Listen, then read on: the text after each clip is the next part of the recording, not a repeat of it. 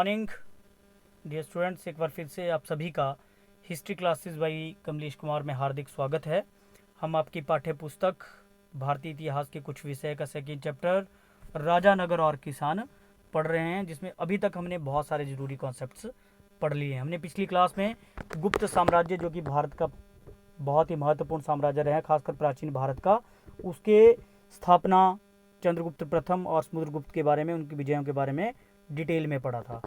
आज इससे पहले कि अगला टॉपिक हम स्टार्ट करें, उम्मीद करता हूँ कि आप लोगों ने ज़रूर ये चैनल जो है सब्सक्राइब कर लिया होगा, इसके लिए आपको बहुत बहुत धन्यवाद। और अगर हम आज के टॉपिक्स की बात करें तो आज भी हम गुप्त साम्राज्य के जो महत्वपूर्ण टॉपिक्स है उनको ही पढ़ेंगे, जो कि एग्जामिनेशन में आप लोगों को ऐसे टाइप क्वेश्चन जो कि 5 नंबर में या 4 नंबर में प्रश्न पूछे जाते हैं, उसी आधार पर मैंने ये वीडियो तैयार की है, जिसमें आपको नोट्स जो है बनाकर हमने इस वीडियो में दिखाने का प्रयत्न किया है। पिछली जितनी भी वीडियो इस चैप्टर की बनी है अभी तक, उन सब में आपके एग्जामिनेशन पॉइंट ऑफ व्यू से सभी प्रश्नों के जो नोट्स बने हुए हैं, अगर आप लोगों ने नहीं लिखे हैं तो वहाँ से आप लोग लिख लें पिछली जो हमारी वीडियो है इस चैप्टर की।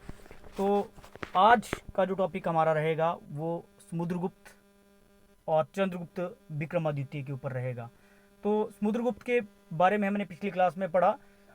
समुद्रगुप्त कौन था, उनकी विजयों का वर्णन, जिसमें उत्तरी भारत की विजय, दक्षिण भारत की विजय, जंगली जातियों की अधीनता, गणतंत्री जातियों की अधीनता, सीमांत प्रदेशों को पराजित करना और अश्वमेध यज्ञ तथा समुद्रगुप्त को भारत का नेपोलियन क्यों कहा जाता है, ये टॉपिक्स पढ़े थे। आज हम पढ़ेंगे समुद्रगुप्त के चरित्र तथा सफलताओं के बारे में। ये प्रश्न एग्जामिनेशन में 5 नंबर का कई बार पूछ लिया जाता है।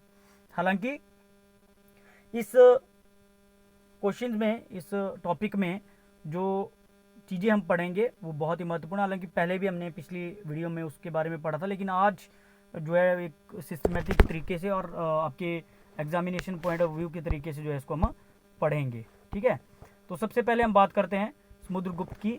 हमने पिछली कक्षा में पढ़ा कि किस प्रकार से समुद्रगुप्त ने जो है उत्तरी भारत के राजाओं को पराजित किया। पूरे की पूरे 9-10 जो राजाओं का संघ था, 9 राजाओं का संघ, उसके बाद दक्षिण भारत में 12 राजाओं के संघ को उसने पराजित किया। और सबसे बड़ी बात कि उसने अपने जीवन में एक भी युद्ध में पराजय प्राप्त नहीं की, जिससे पता चलता है कि वो एक महान योद्धा होने के साथ साथ वो एक बहुत अच्छा एडमिनिस्ट्रेटर भी था। ठीक है, उच्च कोटि का वो विद्वान था और कला तथा साहित्य का उसके शासनकाल में बहुत सारा विकास हुआ। वो स्वयं एक कला प्रेमी था, वीणा वादक था, कलाकारों का बहुत ज़्यादा सम्मान करता था, जिसके कारण उसके दरबार में बहुत सारे कलाकार जो थे वो रहते थे। तो सबसे पहले हम बात करते हैं कि उसका चरित्र कैसा था, क्यों उसे महान शासक जो है गुप्त साम्राज्य का माना जाता है। एक महान योद्धा वो रहा है।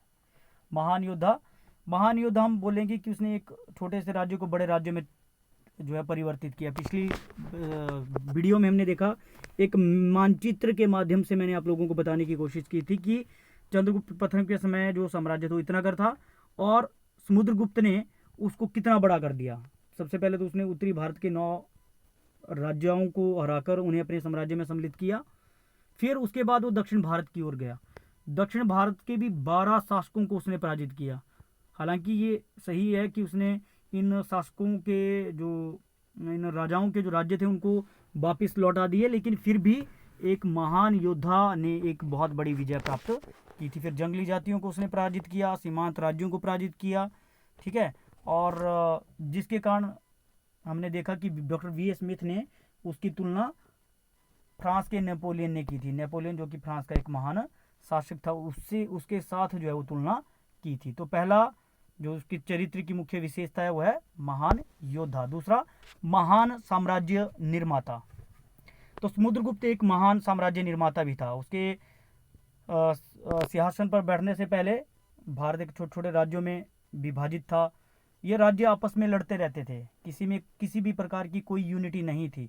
और लेकिन समुद्रगुप्त जब भारत का शासक बना तो उसने पूरे भारतवर्ष को एकता के सूत्र में बांधा। भारत मतलब जितने राज्यों पर उसका शासन था उन सबको उसने एकता के सूत्र में बांधा और भारत में एक राजनीतिक एकता जो है उसने स्थापित करवाई।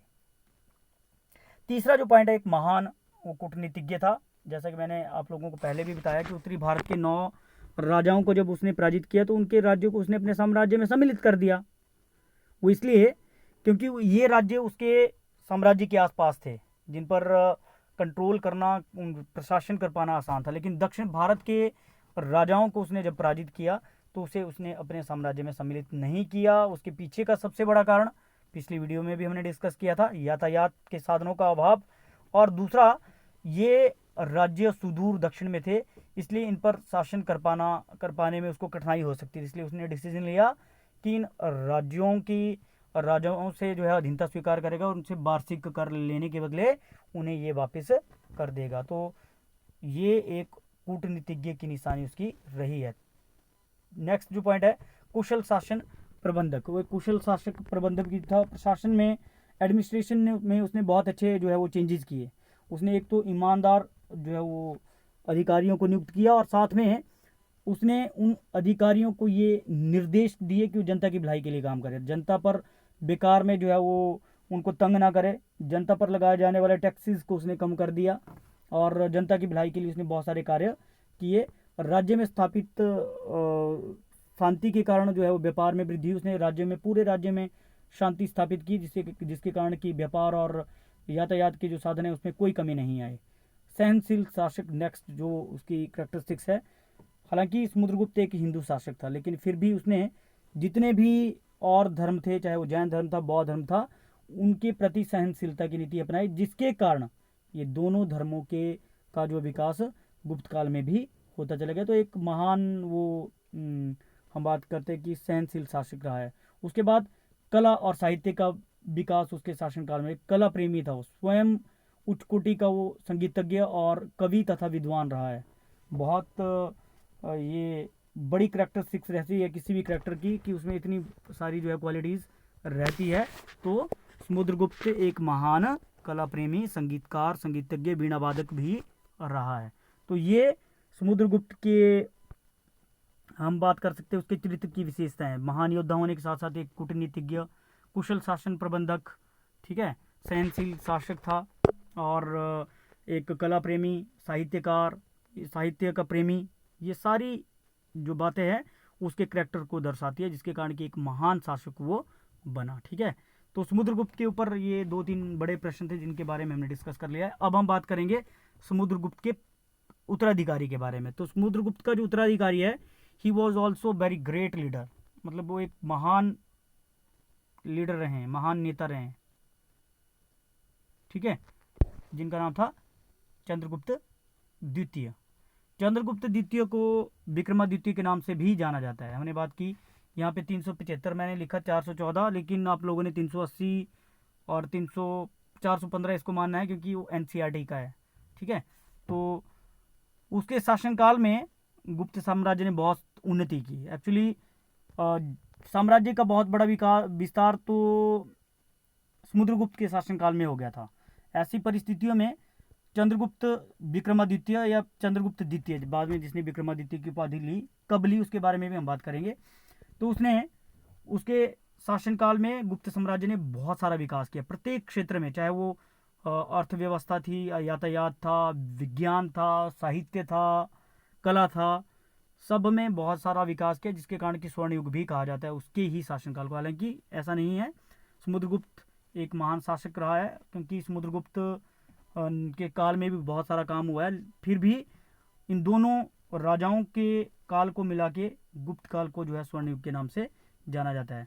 चंद्रगुप्त विक्रमादित्य ने गुप्त संवत का भी प्रारंभ किया, ठीक है, और उसने कई मोहरे सिक्के जो है वो स्थापित किए। आपको साइड में दिख रहा होगा कि 8 ग्राम सोने की मुद्रा जिस पर घोड़े पर विराजमान तथा हाथ में धनुष धारण किए हुए चंद्रगुप्त द्वितीय का चरित्र छपा हुआ है। इस सिक्के के ऊपरी बाएं सिरे पर चंद्रगुप्त भी अंकित है। ठीक है, सांची अभिलेख, जो कि अभिलेख प्राप्त हुआ है सांची से, में उसे देवराज और प्रवरसेन कहा गया है। विक्रमादित्य ने दूसरी राजधानी स्थापित की उज्जैन, जिसके बारे में मैं थोड़ा सा आप लोगों को आगे भी बताऊंगा, पढ़ेंगे हम उसके विजयों के बारे में। उज्जैन को उसने अपने राज्य की राजधानी बनाया। तो 2 राजधानियां जो है गुप्त शासकों की होगी, एक पाटलिपुत्र और दूसरी उज्जैन, जिसे चंद्रगुप्त द्वितीय ने अपने राज्य की राजधानी स्थापित किया था। चंद्रगुप्त ने विद्वानों को संरक्षण दिया। उसके दरबार में नवरत्न निवास किया करते, 9 रत्न उसके दरबार में, जिसमें कालिदास, ब्राह्महीर, धनवंतरी, ये प्रमुख जो थे महान जो है वो उसके शासनकाल के नवरत्न माने जाते में से एक माने जाते हैं।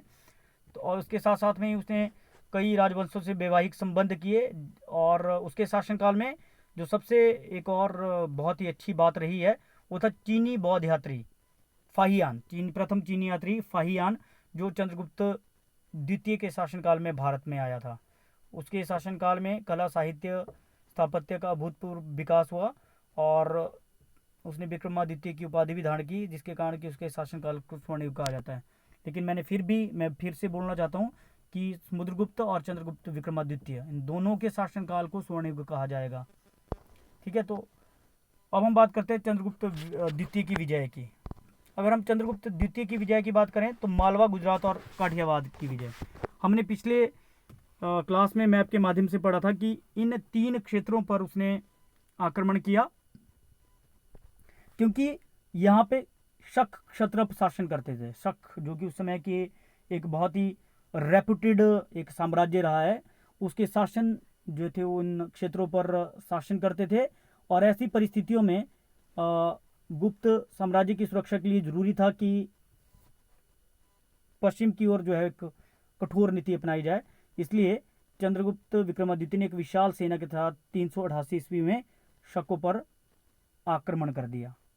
इस युद्ध में चंद्रगुप्त द्वितीय की विजय, हालांकि लंबे समय तक युद्ध चला, ऐसा लग रहा था, कई बार ऐसा लगता था कि चंद्रगुप्त द्वितीय जो है वो हार जाएगा, लेकिन at the end of the day Chandragupta Maurya जो है, चंद्रगुप्त प्रथम द्वितीय जो है इस युद्ध में जीता और उसने मालवा, गुजरात और काठियावाड़ के क्षत्रपों को पराजित करते हुए उस पर अधिकार कर लिया। इस युद्ध में शकों का शासक रुद्र सिंह तृतीय मारा गया, है ना।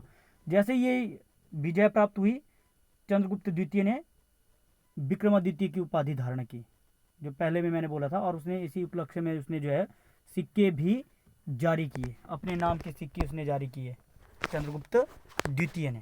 ठीक है, नेक्स्ट जो इसमें विजय है बंगाल की विजय। बंगाल की विजय के बारे में भी अलग अलग इतिहासकारों ने बात की है।